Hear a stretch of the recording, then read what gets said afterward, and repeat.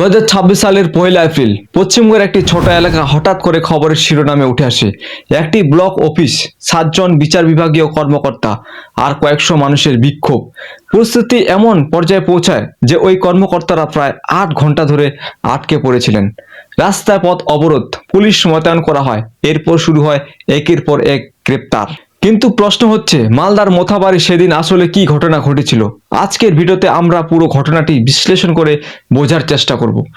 এই ঘটনা ঘটেছে পশ্চিমবঙ্গের মালদা ডিস্ট্রিক্টের মোথাবাড়ি এলাকায়। এই অঞ্চল পড়ে কালিয়াচক 2 ব্লকের অধীনে।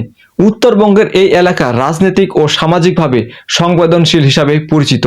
এখানে প্রায় বিভিন্ন ইস্যু নিয়ে বিক্ষোভ দেখা যায়। কিন্তু 2026 সালের 1 এপ্রিল যা ঘটেছিল তা শুধুমাত্র একটি সাধারণ বিক্ষোভ ছিল না, এটি সরাসরি প্রশাসন এবং বিচার ব্যবস্থার সঙ্গে যুক্ত একটি ঘটনা হয়ে ওঠে। 1 এপ্রিল বিকেলের দিকে ব্লক ডেভেলপমেন্ট অফিসে একটি প্রশাসনিক কাজ চলছিল। সেখানে উপস্থিত ছিলেন 7 জন বিচার বিভাগীয় কর্মকর্তা।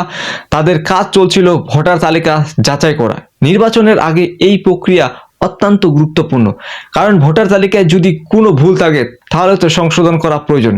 এই সময় অনেক স্থানীয় বাসিন্দা অভিযোগ করেন তাদের নাম নাকি ভোটার তালিকা থেকে বাদ পড়ে যায়। এই অভিযোগ নিয়ে তারা ব্লক অফিসে আসতে শুরু করে। প্রথম দিকে পরিস্থিতি শান্ত ছিল, মানুষ তাদের সমস্যার কথা কর্মকর্তাদের জানাতে চাইছিলেন।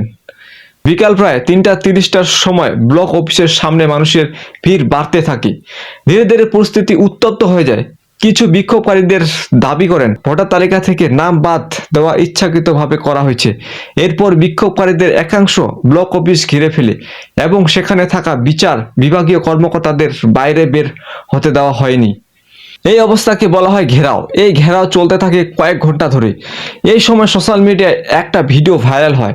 ভিডিওতে দেখা যায় একজন আইনজীবী, নাম হচ্ছে মুফাক্কিরুল ইসলাম, একটি গাড়ির উপরে দাঁড়িয়ে জনতার উদ্দেশ্যে বক্তব্য দিচ্ছেন।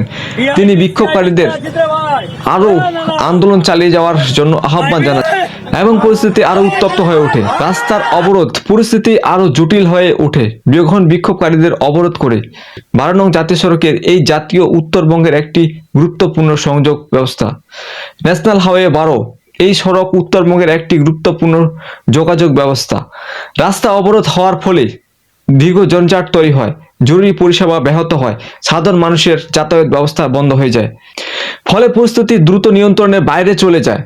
রাত বাড়ার সঙ্গে সঙ্গে পরিস্থিতি আরো জটিল হয়ে ওঠে। বিক্ষোভকারীদের একাংশ ব্লক অফিস ঘিরে রাখে। ভিতরে তখন আটকে ছিলেন 3 জন মহিলা বিচারক সহ মোট 7 জন বিচার বিভাগীয় কর্মকর্তা। তারা প্রায় 8 ঘন্টা ধরে অবরুদ্ধ অবস্থায় ছিলেন। অন্যদিকে বাইরে চলতে থাকে স্লোগান, বিক্ষোভ এবং রাস্তার অবরোধ।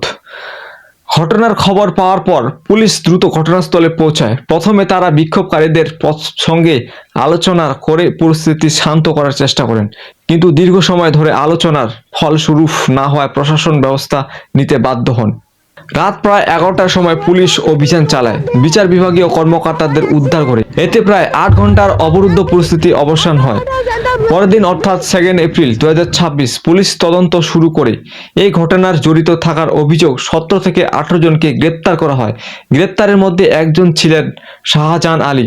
পুলিশ তাদের বিরুদ্ধে একাধিক অভিযোগ আনে: সরকারি কাজে বাধা, আইন শৃঙ্খলা ভঙ্গন, রাস্তা অবরোধ। 3 এপ্রিল 2026 মূল অভিযুক্ত গ্রেপ্তার। তদন্ত চলাকালীন পুলিশের হাতে নতুন তথ্য আসে।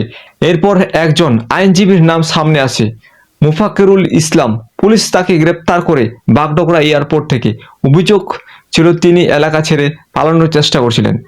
কেন এই ঘটনা গুরুত্বপূর্ণ? এই ঘটনাটি গুরুত্বপূর্ণ কারণ এখানে একসঙ্গে কয়েকটি গুরুতর ঘটনা ঘটেছে। বিচার বিভাগীয় কর্মকর্তাদের ঘেরাও, জাতীয় সড়ক অবরোধ, প্রশাসনিক কাজে বাধা। এই 3টি বিষয় একসঙ্গে প্রশাসনের জন্য বড় উদ্বেগের কারণ। এই ঘটনার পৌঁছে যায় দেশের সর্বোচ্চ আদালত সুপ্রিম কোর্টে। আদালত এই ঘটনাকে বলে বিচার ব্যবস্থার উপর গুরুতর আহত এবং বিচারকদের নিরাপত্তা নিয়ে প্রশ্ন তোলে। মালদার মেথাবাড়ির এই ঘটনা এখন তদন্তাধীন, কিন্তু একটি আমাদের সামনে বড় প্রশ্ন তুলে দেয়। গণতন্ত্রে মানুষের প্রতিবাদ করার অধিকার অবশ্যই আছে, কিন্তু সেই প্রতিবাদ যদি প্রশাসন এবং বিচার ব্যবস্থাকে আটকে দেয় তাহলে সেই সীমা কোথায় থাকে? আপনার মতে মালদার মোথাবাড়ি এই ঘটনা কিভাবে দেখা উচিত? কমেন্টে অবশ্যই আপনার মতামত জানান।